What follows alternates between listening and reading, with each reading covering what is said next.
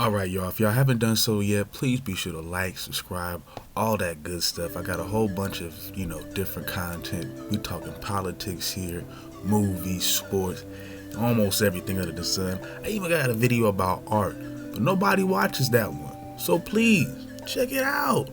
Do me a favor, and you might like it. I hopefully you will. But anyways, today we talking about the movie Heat. Al Pacino, Robert De Niro, two of the best to do it on screen together. This is their first time on screen together. We're going to get into it. We're going to get into the plot, what I like, my observations, all that stuff. So please be sure to leave me that like. It took a lot of work, took a little bit of time to get this out, I know, but here it is without further ado, and let's go ahead and get into it.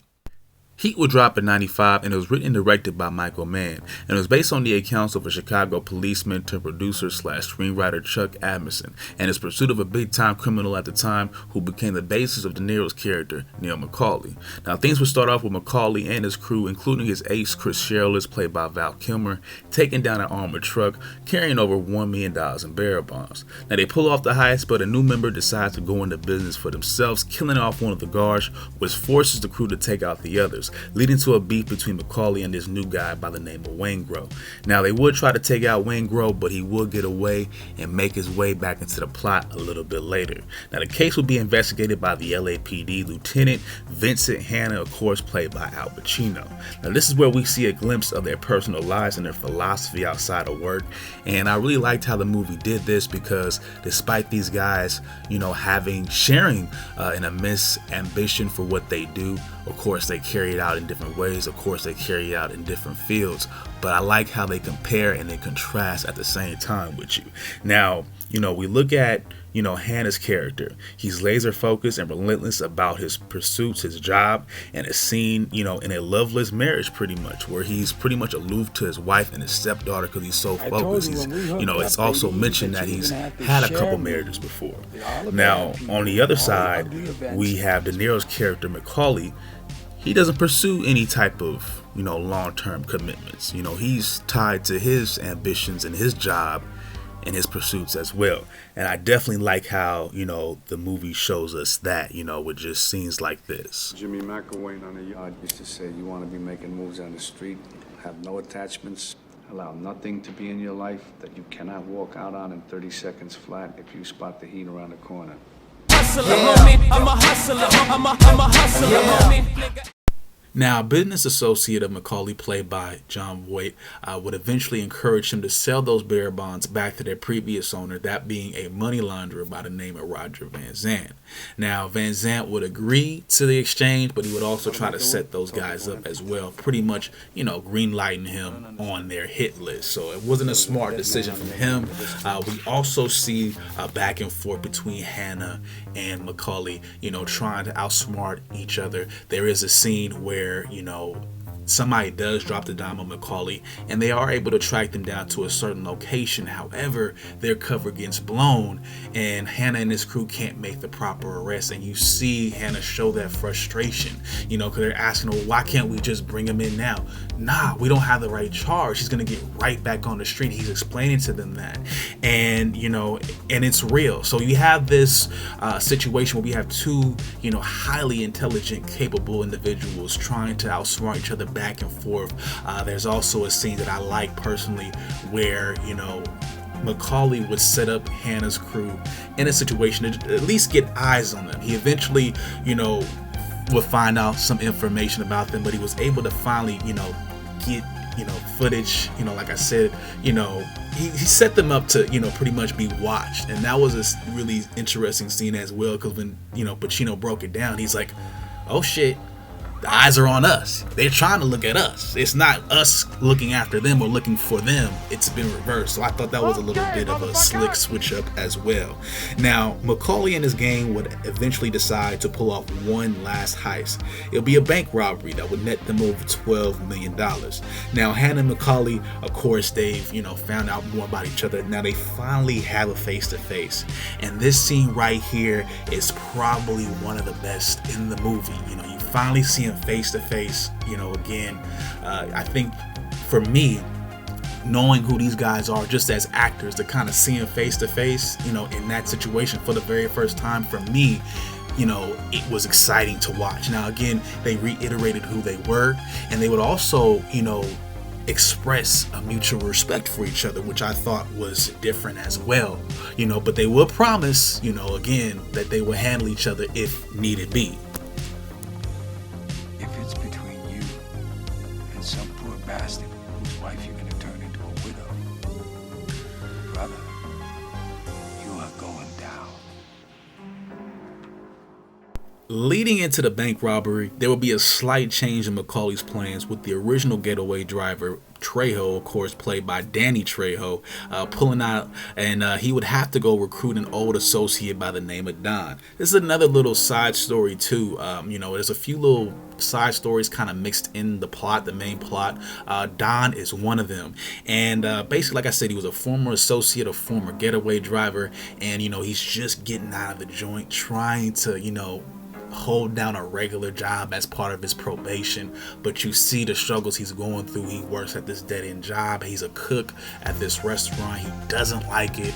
He's trying, but you know, the managers, you know, give him a hard time, and it's just one of them things. Tough break for a brother. But you know, again, Macaulay comes back, gives him that opportunity, and it's a little bit funny how he ends things off, you know, when he makes his exit. You know, a little bit of a dramatic exit there. But anyways, they make it to the robbery. Things go relatively smoothly at first, but Hannah and his crew roll up on the scene, and we have this big ass epic gun battle.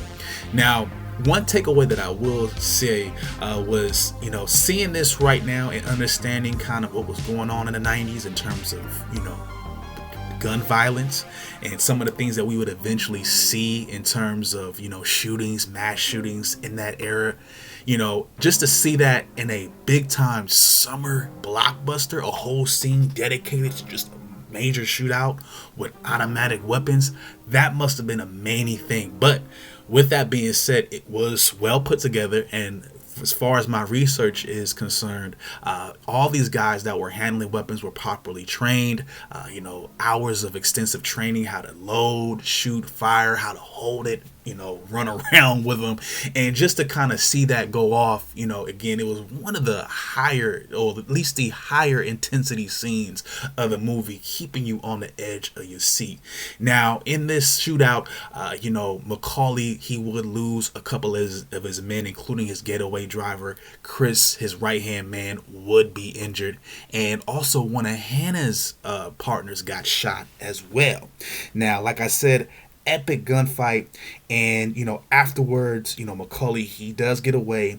Chris, again, he's shot up, but they both get away as well. And Macaulay, you know, he's pissed off right now. He thought that Trejo might have set them up, you know, snitched on him, but he went to go check things out, and him and his wife had been tortured by Van Zant, or at least Van Zant's, you know, I guess one of his new associates, that being Waingro, of course, you know, one of Macaulay's old associates as well. Now, you know, eventually Macaulay, you know, would take out Trejo. Of course, he was suffering and all that. You know, he had to do what he had to do. And again, you know, at this point, LAPD knows who they're dealing with now. And they eventually would try to trap Shirless as well, using his wife. Now his estranged wife, may I add. But, you know, it turns out, you know, she still has a little bit of a love for him. And, you know, she allows him to get away by letting him know, don't come up in here. They're here. They're posted. They're waiting on you. And that's another thing, too. That's another little side story as well. Shirless and his relationship with his woman as well. You know, these guys, you know, they're caught up in their lifestyle, and, you know, they can't. They're making money, but, you know, it seems like their outside relationships, or their, you know, their close relationships seem to be sacrificed, you know, to do all this as well.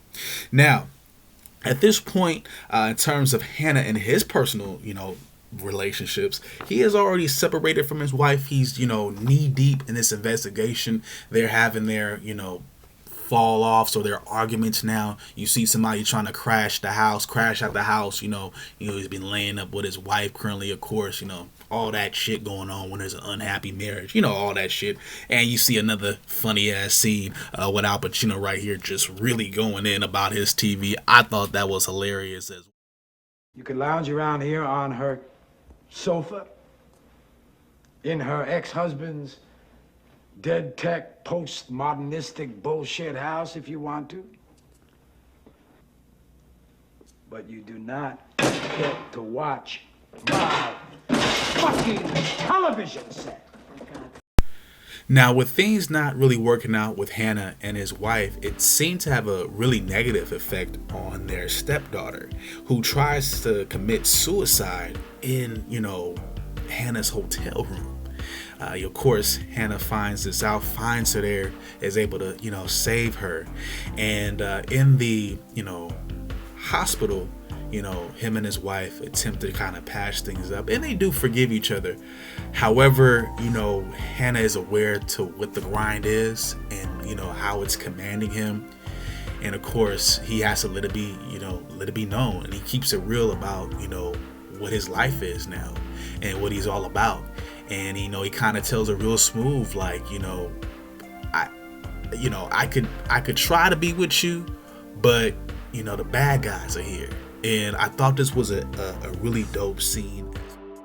So we get to the climax, and Macaulay is trying to, fix all the loose ends before him and his new love, or I guess his new girl for now, somebody he's opened his heart to, somebody he met in the beginning, earlier in the film, by the name of Edie.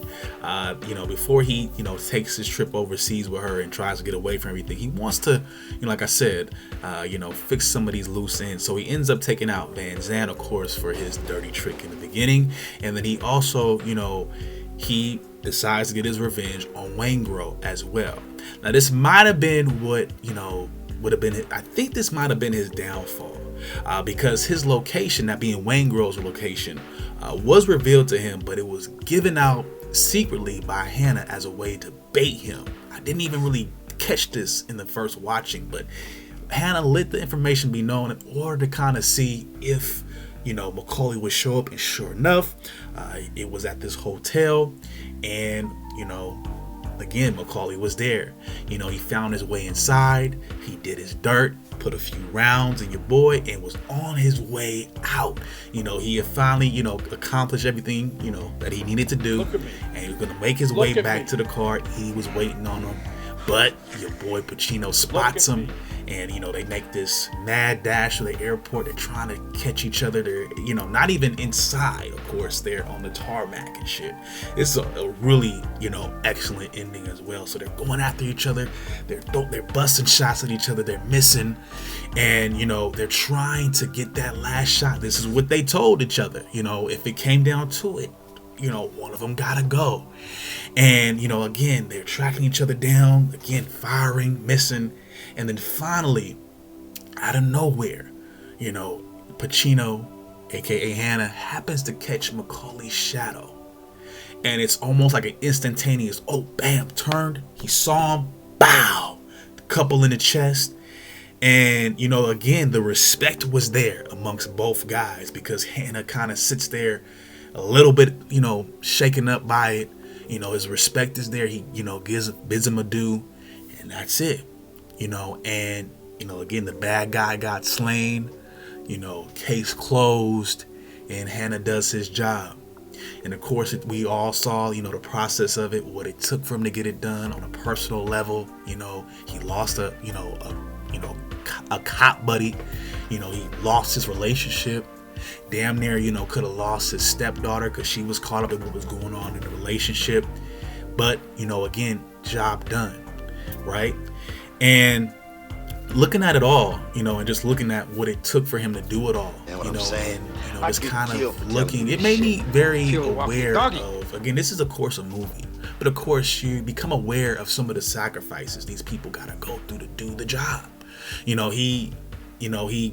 got it done. Like I said, I reiterate, he got it done, but look at, what it cost him. The time, the energy. Again, we talked about his, loss of a relationship. but he was determined to do it. And sometimes, you know, when you're caught up, you know, in, you know, what your path is, wherever you choose it, you know, whatever you choose, you know, sometimes, particularly as a man, you got to just bite the bullet and know that, you know, you're not going to have all the fun. You're not going to be able to have all the opportunities with family sometimes. Sometimes you might be so caught up, you know, you might compromise that. You know, you don't want to. The goal is to not do it. But again, if something, you know, catches your energy and it, you know, empowers you, or, you know, you're so impassioned by it, emboldened by it, you can't just not do it. And that's what you're seeing here. You saw that with both of those men, you know, even with Macaulay, you know, he was so set on his revenge. He went balls to the wall. He did not really have to go back and get Waingro. He could have just went on about his business, probably could have escaped off to wherever with Edie, and they could have done something else, you know, but he decided, no, you know, you burned me. This is how I am. This is how, you know, how I do in this life. So I have to come get you. And it cost him everything. It cost him his life. So I think you know, you have to look at, you know, as much as I respect both of their ambitions, you know, I respect that they stuck to their craft, you know, as hard as they could. It also is important to take away the lesson of maybe you don't compromise your family in order to do that, you know, in terms of Hannah. You know, maybe you know, think about, okay, maybe when I'm at home, I can be more accessible. I don't have to be so aloof. I don't have to carry my job home with me. In the case of Macaulay, maybe I don't go after revenge. Maybe I don't chase it so hard. You know, I had my goals. I got the big time goal, which was to, you know, get the bearer bonds, sell those. We got that. You know, we robbed the bank. We did that. You know, and that was it. We accomplished what we needed to do. You know, my friend, he got busted up. You know, but he's still around. You know, a couple of my buddies got shot up. You know, they went down, but I got my situation. I got my woman. Maybe I go away now. So you look at it in those ways as well. And I liked how it gave you so many different layers. It gave you so many different, you know, a little bit of some subplots as well. Because of course, like I mentioned, you know, we see Macaulay developing a relationship with somebody as well. And I think that's part of what led him to kind of say, yeah, this is it for me. Because again, his mentality was, you know, in this lifestyle, I can't get involved in anything too heavy that would slow me down. But at this point, he's like, I've accomplished the big time jobs. I've made my money. You know, coming down to the end, I think, you know, developing that relationship was good for him. It was a chance for him to step out of that life. And had he just let go of the revenge, he probably would have been able to do that. So overall, I thought it was a great movie, a great experience. I would definitely watch it again for the third, fourth time. I would definitely suggest it to anybody who's into one or both of those actors, into those big time, you know, action movies. One of the best I've seen of that era. Of course, has it aged? I think so. But with that being said, it definitely, I think it stands to set the test of time with just how it looks. I still think it does. I think the soundtrack is amazing. It sets the ambiance just right. And you can't miss, you know, Al Pacino, Robert De Niro. What else can I say here, y'all? Two of the best to ever do it next to Denzel. Like top three, Denzel, Al, Robert.